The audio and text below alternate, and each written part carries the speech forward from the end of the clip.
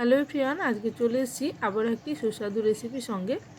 যারা চিকেন খান না তাদের জন্য আজকে একটি অনবদ্য রেসিপি নিয়ে চলে এসেছি। আজকের রেসিপির নাম ফুলকপির 65। এই রেসিপিটি খুবই সহজ এবং খেতে দুর্দান্ত হয়। চলুন তাহলে দেখে নিই আজকের এই রেসিপি বানাতে কী কী লাগছে এবং কিভাবে বানাচ্ছি। প্রথমেই লাগবে ফুলকপি, তাই আমি প্রথমে একটা গোটা ফুলকপি নিয়ে নিয়েছি। এই ফুলকপিটাকে আমি ছোট ছোট টুকরো করে কেটে নেব, তবে খুব বেশি ছোট নয়। দেখিয়ে দিচ্ছি কেমনভাবে কাটছি। ভিডিওতে দেখা প্রসেস অনুযায়ী যদি আপনারা করেন, এই ফুলকপি 65 একেবারে সুস্বাদু হবে এবং যে কোনো পার্টি স্টার্টারেও আপনারা এটাকে রাখতে পারেন। যারা ফুলকপি কোনো দিনই খেতে পছন্দ করে না তারা এই 65 পেলে অবশ্যই কিন্তু খাবে। চলুন তাহলে কিভাবে করছি দেখে নিই। এখানে আমি প্রথমেই ফুলকপি নিয়ে এরকম ছোট টুকরো করে কেটে নিলাম। আপনারা যেরকম সাইজের রাখতে চাইবেন সেই অনুযায়ী কেটে নেবেন। একটু বড় রাখলেই ভালো, কারণ ফুলকপিটা আমি হালকা সেদ্ধ করব। অনেক সময় সেদ্ধ করার পর মশলা মাখাতে গিয়ে ভেঙে যায়, তাই একটু বড় সাইজে রেখেছি। এরপর কিছুটা গরম জলের মধ্যে বেশ অনেকটা পরিমাণে লবণ দিয়ে ফুলকপিটাকে আমি 10 মিনিটের জন্য রেখে দেবো। তাতে যদি ফুলকপির মধ্যে কোনো রকম পোকামাকড় থাকে সেটা বেরিয়ে যাবে। ফুলকপি রান্নার আগে এই প্রসেস অবশ্যই অবলম্বন করবেন, তাহলে ফুলকপির মধ্যে ছোটোখাটো পোকাগুলো আর রান্নার সময় বেরোবে না, এই সময়ই বেরিয়ে যাবে। এরপর আমি জল থেকে ছেঁকে নিয়েছিলাম, তারপরে কিছুটা ফুটন্ত জলের মধ্যে আমি ফুলকপিগুলো দিয়ে কিছুটা ব্লাঞ্চ করে নেব, অর্থাৎ ওই ধরুন 80% মতন সেদ্ধ করব। পুরোপুরি সেদ্ধ করলে এই ফুলকপিগুলো পকোড়ায় খেতে অনেকটা পানসে লাগে, তাই অবশ্যই ফুলকপিগুলোকে অল্প সেদ্ধ করে নিয়ে নামিয়ে নিতে হবে। আর এই সেদ্ধর সময় আমি কিছুটা লবণ দিয়ে দিলাম। এখানে আমি অল্প পরিমাণে লবণ দিলাম, কারণ প্রতিটা স্টেপেই এখানে লবণের ব্যবহার হবে, তাই অল্প অল্প করে লবণের দিতে হবে এবং স্বাদ বুঝে সেটা বুঝে নিতে হবে। ফুলকপিটা কিছুক্ষণ সেদ্ধ হয়ে গেছে, দেখুন ফুলকপি কালারটা অনেকটাই চেঞ্জ হয়েছে। প্রায় 80% মতন ফুলকপিটা সেদ্ধ হয়ে গেছে। এবার আমি ফুলকপিগুলোকে ছেঁকে তুলে নেব। ফুলকপিগুলো ছেঁকে তুলে নিয়ে ঠান্ডা করে নেব এবং এদিকে একটি মশলার ম্যারিনেশন করব, যেটাতে ফুলকপিগুলো ম্যারিনেট করতে হবে। ফুলকপির 65-এর এই ম্যারিনেশন বা এই মশলাটাই মূল মশলা বলতে পারেন। এখানে আমি 1 কাপ পরিমাণে দই নিয়েছি। ধরুন এখানে প্রায় 50 গ্রাম পরিমাণে দই আছে। এরপর কিছুটা আদা রসুনের পেস্ট, জিরে গুঁড়ো, ধনে গুঁড়ো, হলুদের গুঁড়ো, লঙ্কার গুঁড়ো এবং কিছুটা গরম মশলা দিয়ে এই ম্যারিনেশনটা করতে হবে, আর সঙ্গে কিছুটা লবণও দিতে হবে। এখানে পরিমাপগুলো আমি খুবই অল্প দিচ্ছি, হাফ টিস্পুন করেই কিন্তু দিচ্ছি। এখানে লবণ দিচ্ছি এই ধরুন হাফ টিস্পুন পরিমাণে। এবার সমস্ত কিছুকে ভালো মতন মিশিয়ে নেব। এই মশলার জন্যই 65 বা চিকেন 65এও আপনারা এই মশলাটাই ব্যবহার করতে পারেন। একই রকম মশলা দিয়ে আপনারা যে কোনো সবজি দিয়েই বানিয়ে নিতে পারেন। এখন ফুলকপিটা প্রায় ঠান্ডা হয়ে গেছে। এবার আমি ফুলকপিটাকে এই ম্যারিনেশনের ওপর দিয়ে ভালো করে মাখিয়ে নেব এবং 5 মিনিট মতন রেখে নেব। দেখুন ম্যারিনেশনটা একেবারে স্মুথ হয়ে গেছে।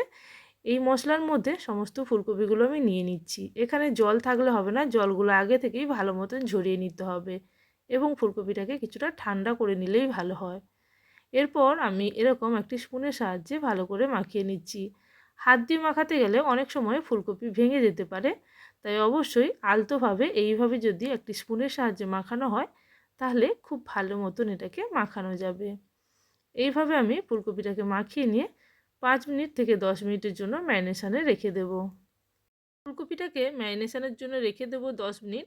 এর মধ্যে আমি একটি ব্যাটার বানিয়ে নেব। এই ব্যাটারের মধ্যে দিয়ে দেবো ময়দা। একটি বড় মিক্সিং বোল নিয়েছি। এই মিক্সিং বোলের মধ্যে আমি প্রথমেই দিয়ে দিচ্ছি একটি বড় হাতার 3 হাতা পরিমাণ ময়দা বা 3 বড় চামচ ময়দা নিচ্ছি এবং 1 বড় চামচ কর্নফ্লাওয়ার নিয়ে নেব। এই পরিমাপটা যদি ঠিক থাকে তাহলে আপনার এই 65 রেসিপিটি খুবই ক্রিস্পি হবে। আপনারা এক্ষেত্রে চিকেনের ক্ষেত্রেও সেম পরিমাণে সেম ময়দা এবং কর্নফ্লাওয়ারের পরিমাপ নিয়ে যদি বানান তাহলে চিকেনের ক্ষেত্রেও এরকম ক্রিস্পি হবে। এখানে আমার মিশ্রণটা রেডি করার জন্য আমি ময়দা এবং কর্নফ্লাওয়ারের মধ্যে দিয়ে দিচ্ছি কিছুটা সাদা তেল। এখানে ধরুন 1 টেবিল স্পুন মতো সাদা তেল দিলাম। এরপর দিয়ে দেবো খুবই অল্প বেকিং পাউডার। বেকিং পাউডার একেবারেই অল্প, ধরুন ওই একেবারে 2 পিঞ্চ থেকে 3 পিঞ্চ মতন দিয়েছি। এবার সমস্ত উপকরণগুলোকে খুব ভালো মতন মাখিয়ে নেব। এখানে যদি আপনারা প্রয়োজন মনে করেন লবণ দিতে পারেন, তবে আমি যেহেতু ম্যারিনেশন এবং সেদ্ধর সময় লবণ দিয়েছি তাই এখানে আমি এখন আর লবণ দিচ্ছি না। এবার সমস্ত উপকরণগুলোকে অল্প অল্প করে জল দিয়ে একটা ঘন ব্যাটার বানিয়ে নিতে হবে। অবশ্যই ব্যাটারটা যাতে পাতলা না হয় সেক্ষেত্রে খেয়াল রাখতে হবে। তাই আমি দেখুন খুবই অল্প অল্প করে জল দিয়ে ব্যাটারটা বানিয়ে নিচ্ছি। আমি এখানে 3 বারে জল দিয়েছি, প্রায় এখানে হাফ কাপ পরিমাণে জল লেগেছে। এই বড় কফি খাওয়ার যে কাপগুলো থাকে সেই কাপ পরিমাপ করে আমি দিচ্ছি, এখানে প্রায় হাফ কাপ পরিমাণেই লেগেছে। এবার ভালো মতন মিশিয়ে নেব। ব্যাটারটা যাতে কোনো রকম গুটলি না থাকে সেদিকে খেয়াল রেখে ভালো করে মিশিয়ে নিয়েছি। এখানে চাইলে আপনারা অল্প লবণ দিতে পারেন, তবে আমি এখন লবণ দিচ্ছি না। আমি ফুলকপিগুলো দেওয়ার পরে যদি মনে হয় যে প্রয়োজন আছে লবণের, সেক্ষেত্রে আমি দেব। এখন ফুলকপি যেটা ম্যারিনেশন করে রেখেছিলাম সেটা পুরোটাই দিয়ে দিলাম। এবার খুব ভালো করে এটাকে মিশিয়ে নিচ্ছি, তবে এটাকে হালকা হাতেই মেশাতে হবে। খুব বেশি চেপে চেপে মেশালে অনেক সময় ফুলকপি ভেঙে যেতে পারে, তাই আমি মিশিয়ে নিয়েছি। আর কালারের জন্য একেবারে শেষে আমি কিছুটা কাশ্মীরি রেড চিলি পাউডার দিলাম। আপনারা যদি প্রয়োজন মনে করেন এটা অ্যাভয়েড করতে পারেন, আর যদি দিতে চান সেক্ষেত্রে দিতে পারেন। এইভাবে ভালো মতন মাখিয়ে নিলে কালারটা খুব ভালো আসবে। তারপর আমি এগুলোকে গরম তেলের মধ্যে ভেজে নেব। এখানে আমি অলরেডি আগে থেকেই তেল গরম করতে বসিয়ে দিয়েছিলাম। তেলটা খুব ভালো মতনই গরম হয়ে গেছে, তাই আমি প্রথমে একটা ফুলকপি দিয়ে দেখে নিচ্ছি তেলের টেম্পারেচার কেমন আছে। তেলের টেম্পারেচার এখন মোটামুটি ঠিকঠাক আছে। গ্যাসের ফ্লেম একেবারে স্লো করে দিয়ে আমি ফুলকপিগুলো এক এক করে দিয়ে দেব। যেহেতু প্রথমে আমি বেশ ভালো গরম তেলের মধ্যে দিয়েছিলাম, তাই এখন গ্যাসের ফ্লেমটা একেবারে স্লো করে দিলাম।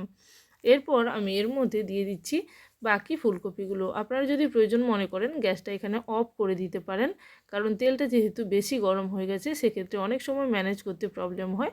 তাই আগে তেলটাকে ঠান্ডা কিছুটা করে নিয়ে তারপরে আপনারা যদি গ্যাসটাকে আবার অন করেন তাহলে সেক্ষেত্রে ফুলকপিগুলো খুব ভালো মতন ভাজা হবে। এখানে গ্যাসের ফ্লেম একেবারে স্লো করে দিয়েছি। এরপর ফুলকপিগুলো এক এক করে দিয়ে দিচ্ছি। এরকম যদি আপনাদের কাছে একটা টোং থাকে সেক্ষেত্রে এই টোং দিয়ে ভালো করে এইভাবে দেওয়া যেতে পারে, নাহলে হাতের সাহায্যে হালকা করে যদি আপনারা তেলের ওপর ছেড়ে দেন, দেওয়ার পরে কয়েক মিনিট ওয়েট করবেন যাতে ওপরের কোটিংটা কিছুটা সেট হয়ে যায়, তারপরে এটাকে নাড়াচাড়া করবেন। তার আগে যদি নাড়াচাড়া করতে চান অনেক সময় ফুলকপিগুলো গা থেকে ব্যাটারটা ছেড়ে আসতে পারে। তাই আমি কয়েক মিনিট ওয়েট করার পর আবার ওই টোঙের সাহায্যে এক এক করে ফুলকপিগুলোকে উল্টে দিচ্ছি। এইভাবে সমস্ত ফুলকপিগুলোকে উলট পালট করে গরম তেলের মধ্যে ভালো করে ভেজে নেব। এখন গ্যাসের ফ্লেম মিডিয়াম করে আমি ফুলকপিগুলোকে ভেজে নেব ক্রিস্পি হওয়া পর্যন্ত। যতক্ষণ না পর্যন্ত কালার চেঞ্জ হয়ে খুব ভালো মতন ক্রিস্পি হয়ে যায় ততক্ষণ পর্যন্ত আমি ফুলকপিগুলোকে ভেজে নেব। আর গ্যাসের ফ্লেম আর আমি স্লো করব না, মিডিয়াম ফ্লেমে ভেজে নিয়ে তারপরে তুলে নেব। এই ফুলকপি ভাজার সময় যদি একেবারে টেম্পারেচার লো থাকে অনেক সময় তেল শুষে নেয়, তাই অবশ্যই টেম্পারেচারটা ঠিক রেখে ভেজে নিতে হবে। আর যেহেতু ফুলকপিগুলো আগে থেকে সেদ্ধ করা ছিল তাই খুব বেশি টাইম লাগবে না। বাইরের ব্যাটারটা ভালো মতন ভাজা হলেই নামিয়ে নিতে হবে। এইভাবে আমি সমস্ত ফুলকপিগুলো ভেজে একইভাবে নামিয়ে নেব। এরপর একটি ঝাড়নির সাহায্যে তেল ঝরিয়ে আমি ফুলকপিগুলোকে নামিয়ে নিচ্ছি। একইভাবে আমি সমস্ত ফুলকপিগুলো ভেজে নেব আর একেবারে ক্রিস্পি করেই ভেজে নেব। এইভাবে আপনারা বাড়িতে একবার ট্রাই করে দেখতে পারেন, আশা করি ভালো লাগবে। আর অনেকে 65-এর মধ্যে কিছুটা কারি পাতা এবং শুকনো লঙ্কা বা কাঁচা লঙ্কা ভাজা দিতে পছন্দ করেন। সেক্ষেত্রে আপনারা একেবারে শেষে কিছুটা কারি পাতা এবং কিছুটা কাঁচা লঙ্কা ভেজে নিয়ে এর মধ্যে মিশিয়ে নিতে পারেন। এতে খেতে ভালো হবে, তবে আমার কাছে ছিল না বলে আমি দেইনি। এইভাবে সেকেন্ড ব্যাচের পকোড়াগুলোও ভেজে নিলাম। দেখুন 65গুলো একেবারে লালচে কালার হয়েছে। যদি কোনো রকম কালার না দেওয়া হয় তাহলেও কিন্তু এই রকম কালার আসবে, যদি গুঁড়ো লঙ্কা একটু বেশি পরিমাণে ব্যবহার করা যায়। এইভাবে আপনারা একবার বাড়িতে ট্রাই করে দেখবেন, আশা করি ভালো লাগবে। ভালো লাগলে অবশ্যই কমেন্ট সেকশানে জানাবেন। আর যারা এখনও পর্যন্ত চ্যানেলটিকে সাবস্ক্রাইব করেনি অবশ্যই চ্যানেলটিকে সাবস্ক্রাইব করে নিয়ে পাশে থাকা বেল নোটিফিকেশানে ক্লিক করে রাখবেন, যাতে আমার চ্যানেলে কোনো নতুন রেসিপি আসার সঙ্গে সঙ্গে আপনাদের কাছে সবার আগে নোটিফিকেশান পৌঁছে যায়। তাহলে আজকের জন্য এই পর্যন্ত। আবারও চলে আসবো নতুন কোনো রেসিপির সঙ্গে। ততক্ষণের জন্য সবাই ভালো থাকবেন, সুস্থ থাকবেন। Thank you for watching my video.